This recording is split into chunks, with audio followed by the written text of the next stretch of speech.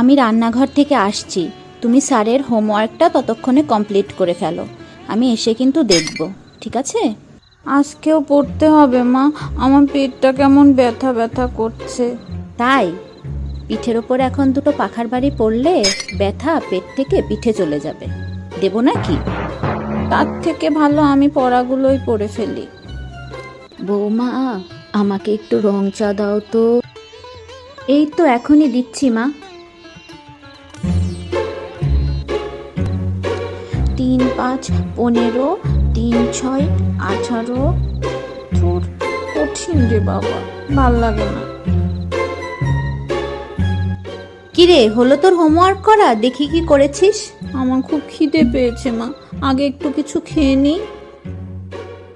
হ্যাঁ, যখনই তুই পড়তে বসবি তখনই তোর এটা ওটা সেটা বিভিন্ন ধরনের সমস্যা হয়। খেতে আয়, খাবার বাড়ছি।